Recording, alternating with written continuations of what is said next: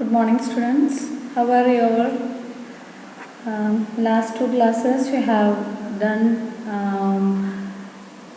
two new teaching methodologies. I hope it was a new experience for you all. So, welcome back to nursing education classes. So, time being, I am stopping community health nursing. Few presentations are left. So now we are going to start back again with few education topics. In that, I hope you are remembering we were saying about the AV/AIDS types.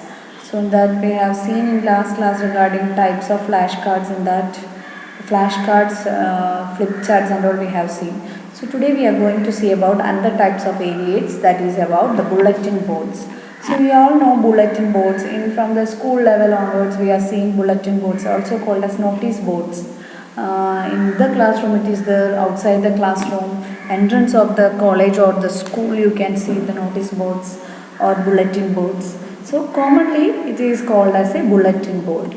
So it is a board with a background of colored clothes, and it can be covered with a glass or a plain board so that nobody can pick out the things that is being stuck on the bulletin board. That is why it is being covered with a glass or a plain board, and usually we will lock it and keep so that nobody will entertain getting those things. It is one of the inexpensive instructional device used for teaching. So this is another instructional device which is very cheap and easily used for teaching. So materials for display. So what all things can be displayed in this bulletin board? That is news sheets, announcements, booklets, circular, letters, cartoons, pictures, charts, posters, maps, graphs, etc. So any kind of such things which need to be informed to the students are being stuck on this bulletin board. So what is the purpose of this bulletin board? It will really motivate the learner, broaden sensory experience of the learner, because it include a pictorial, and we are adding the cartoons and colorful pictures are also being stuck on the notice in this bulletin board. So it gives a sensory experience to add a variety to the classroom activity. Rather than just hearing the lectures, they can just read and understand what it is on the the other than out of the things that has to be taken in the class can be kept on this notice board or bulletin board to promote information, to supplement and correlate instruction. The material may be used in unit plan as integral part of the curriculum. Suppose syllabus is being or curriculum is being integrated with a unit plan, and there is no need much explanation about the data in the unit plan, then it can be stuck on the bulletin board so that it is self-explanatory for the students. To save time, the materials that cannot be presented during the class hour can be used on the bulletin board. So these are some basic things, basic and self-explanatory things which no need of much instructions. That kind of things are also being stuck in this bulletin board. Bulletin board mainly in nursing education to display unit plan or to display such kind of any information, especially in OP. Patient education is facilitated by sticking the patient education instructions in this bulletin board. For example, DM care. If it is a OP of DM patients, then food care and DM care, DM complications. On these aspects, patient education charts are being displayed on this bulletin board, or handouts can be displayed on this bulletin board. Informing about clinical conferences, to inform the colleagues about certain meetings or conferences, that also will be stuck on this notice bulletin board. Special things to note about the bulletin board is that there are certain things which have an interest for a day only, and there must be removed from the notice board at the end of the day. For example, Women's Day. If you are planning to celebrate Women's Day in special hall or a classroom hall, then in front of the classroom bulletin board will be stuck saying about the importance of this day celebration. So after that day, surely we have to remove that kind of instructions from the bulletin board. Result of sports extents, new projects undertaken by individually or collectively should also be put on this bulletin board. Achievements of individual people and that school may be advertised. New arrivals in library may be exhibited on the notice board. So any kind of these things are being kept on this bulletin board. So what is the basic characteristics of this bulletin board? It has to be on a place supposed to be, and the type and size used will depend upon the purpose for which it is used. Size of the board should be a little longer in length than the width, so it has to be a little longer. And highest point of the bulletin board should be only a little above the eye level of average individual. It should not keep too high or too low. Eye level or just above it only it has to be kept, because all must be able to read it without high extension of the neck. Several types of bulletin board can be used depending upon the purpose. So that is about bulletin board, a small class. So that's only about this bulletin board.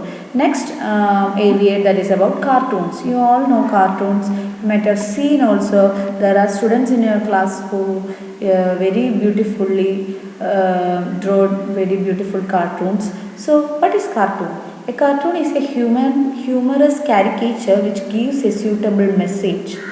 So always it is a funny caricature, but some relevant information are being passed through these cartoons. In a cartoon, the features of objects and the people exaggerated along with generally recognize the symbol.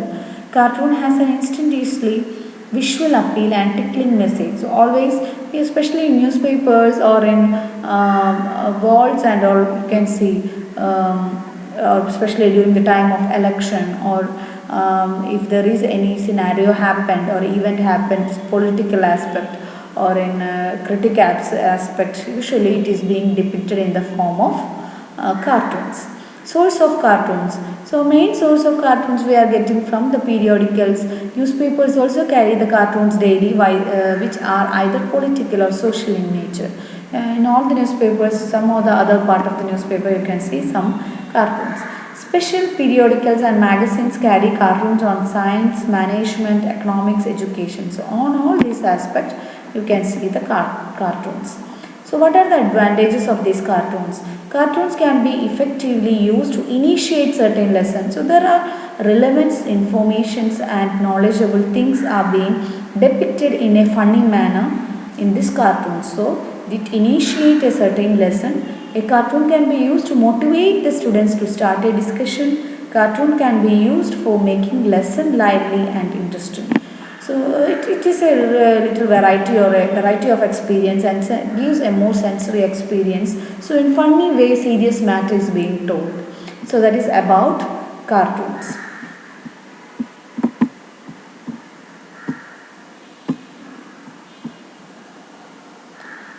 Coming to another aspect, that is about graphs. Another area which is used is about the graph. So graphs, we all are using graphs for depicting numerical data, right? Visual presentation of numerical data, we are using the graphs. Graphs are planned pictures which employ dots, lines or pictures to visualize numerical and statistical data to show the relationship. Graphs are useful for showing quantitative data in visual form. So whatever data are there, it can be easily depicted through this visual form. There are different types of graph. First and commonly used graph is bar graph. It is a graphic representation which extends the scale horizontally along with the length of the bar, and accordingly the values are being interpreted through graphs, through bars. Column bar is almost similar to bar graph. It looks like a bar graph turned on end, and it has two scales, one measuring across the graph, for example time, and other measuring up or down, usually the quantity. So in x and y axis is there. This means every point of such graph is measured for both scales, and there is only a minor difference between column graph and bar graph. Next is line graph or curve graph. It is a form of graph in which plotted points are connected to one another instead of to the base, thus producing curve that gives the graph its name. If it is connected sharply, then it is called as line graph. If the points are connected with a curve, then it is called as a curve graph. Then there is a pie graph in a round, usually to say the religion or to say the education status, we are using or male female ratio, we are using the pie graph in a round, dividing into 3 or 2 parts and showing. Next is pictorial.